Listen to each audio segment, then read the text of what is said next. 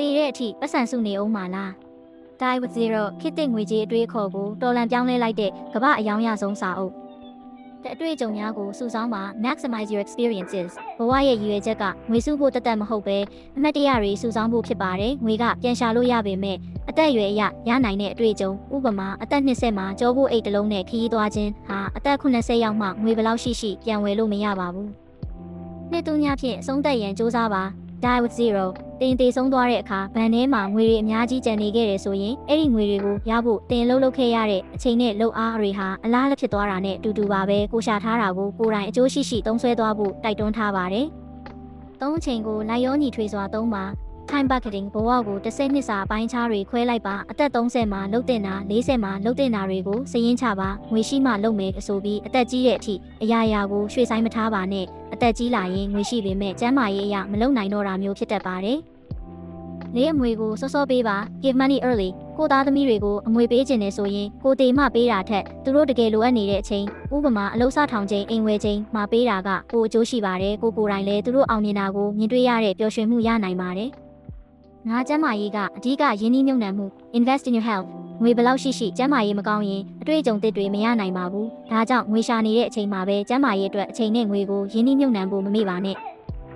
6 Memory Dividend အမှတ်တရများ၏အမျက်အတွေ့အကြုံတစ်ခုကိုငွေသုံးပြီးဝယ်လိုက်တဲ့အခါအဲ့ဒီအချိန်မှာတင်ပျော်ရတာမဟုတ်ပဲနောက်တစ်ချိန်ပြန်တွေးတိုင်းပျော်ရွှင်မှုကိုရစေပါတယ်။ဒါကိုအမှတ်တရများမှရရှိသောအမျက်လို့ခေါ်ပါတယ်။စောအတွေ့အကြုံရှာလေးရေရှည်မှာအမျက်ပိုရလေပါပဲ။ခုနှစ်တင်ရောသောစုံစမ်းမှုများကိုလုပ်ပါလူငယ်ဘဝမှာပတ်စံသူများဖြစ်သွားလဲပြန်ထူထောင်ဖို့အချိန်ရှိပါတယ်ဒါကြောင့်အခွင့်အလမ်းကောင်းတွေကြုံလာရင်အရေးစွန်ပြီးလုပ်ကြည့်ပါအသက်ကြီးမှနောင်တရနေတာထက်စာရင်စူးစမ်းကြည့်ပြီးရှုံးနေတာကပိုမြတ်ပါတယ်ရှင်းငွေထက်အချိန်ကပိုတန်ဖိုးရှိသည်ကျွန်တော်တို့ဟာငွေကိုတော့နှမျောတတ်ကြပေမဲ့အချိန်ကိုတော့အလွယ်တကူဖြုံးတိတတ်ကြပါတယ်တကယ်တော့အချိန်ဟာပြန်မရနိုင်တဲ့တခုတည်းသောအရာပါငွေကိုအချိန်ပြန်ဝယ်ဖို့ဥပမာအိမ်လုပ်ကိုသူများခိုင်းပြီးကိုကမိသားစုကိုအချိန်ပေးတာမျိုးအသုံးချတတ်ပါစေကို net worth ထက် net happiness ကိုအာရုံစိုက်ပါလူအများစုကသူတို့ရဲ့ဘဏ်အကောင့်ထဲကကဏ္ဍတွေ net worth တိုးလာဖို့ပဲအမြဲကြည့်နေတတ်ကြပါတယ်ဒါပေမဲ့ Bill Perkins က net happiness အသားတင်ပျော်ရွှင်မှုကိုပိုကြည့်ဖို့ပြောပါတယ်ငွေတွေအများကြီးရှိနေပေမဲ့အဲ့ဒီငွေကိုသုံးပြီးပျော်ရွှင်မှုမဖန်တီးနိုင်ဘူးဆိုရင်အဲ့ဒီငွေဟာကိန်းကနန်းတက်ပဲဖြစ်နေမှာပါကိုယ့်ရဲ့လုပ်အားနဲ့အချိန်ကိုပျော်ရွှင်မှုအဖြစ်ပြောင်းလဲဖို့မမေ့ပါနဲ့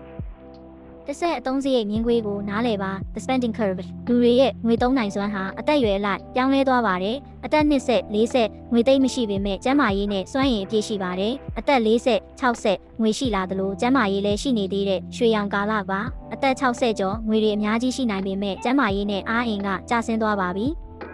သင်ခန်းစာကတော့ငွေကိုကျန်းမာရေးကောင်းတော့မှာပဲအကျိုးရှိသုံးစွဲပစ်ပါဆိုတာပါပဲအသက်80ရောက်မှကဘာဘက်ဖို့ငွေတွေပုံအောစုထားတာဟာလက်တွေမှာအလုံးမဖြစ်နိုင်ပါဘူးအနှစ်ချုပ်ဒီစာအုပ်ကတင့်ကိုအလုံးမလုံးနဲ့လို့ပြောနေတာမဟုတ်ပါဘူးငွေရှာရတဲ့ရည်ရွယ်ချက်ကိုမမေ့ပါနဲ့လို့တတိပေးနေတာပါငွေဟာဘဝရဲ့ရည်မှန်းချက်မဟုတ်ပဲဘဝကိုကောင်းမွန်အောင်တည်ဆောက်တဲ့နေရာမှာသုံးရမယ့်လောင်စာတက်တာဖြစ်ပါတယ်